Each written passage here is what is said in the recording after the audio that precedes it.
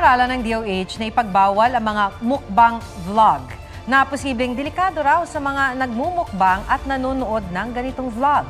Posible raw iban niya sakaling mapatunayang ito ang ikinamatay ng isang content creator. May report si Mariz Umali. Bulalok mga idolo, laki. Nakilala ang content creator na si Dong Zapatan sa kanyang mukbang vlogs. Pero noong June 13, Hi mga idol, kain tayo mga idol. Chicken. matapos umanong kumain ng piniritong manok, inatake siya sa puso at pumanaw. Nababahala sa insidenteng ito ang Department of Health. Kaya kasabay ng pagpapaimbestiga ni Health Secretary Ted Herbosa kung may kaugnayan ba sa pagmumukbang ang pagkamatay ni Dongs, ay nag-issue na rin siya ng public health warning laban sa pagmumukbang at nais na rin niyang iparegulate ito. It's a bad practice because people make content by overeating, and overeating is not healthy.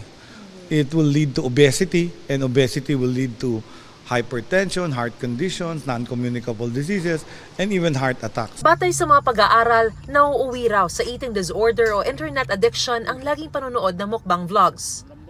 Una nang sinabi ng kapatid ni Dongs na nakararanas ng high blood pressure ang kanyang kuya.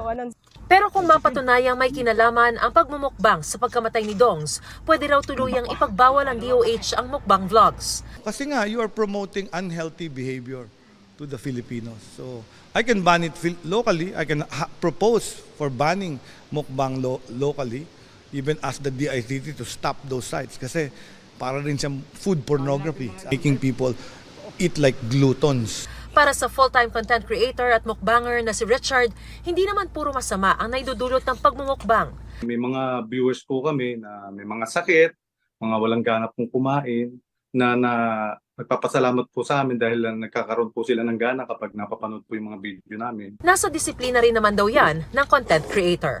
Isang beses lang po ako nakain sa isang araw, tapos naglo-low carb pa ho ako. Kahit naman yung mga regular na tao, depende ho yan sa ating yung ating disiplina sa pagkain. Mariz Umali nagbabalita para sa GMA Integrated News. Huwag magpahuli sa mga balitang dapat ninyong malaman. Mag-subscribe sa GMA Integrated News sa YouTube. Sa mga kapuso abroad, subaybayan nyo kami sa GMA Pinoy TV at sa www.gmanews.tv.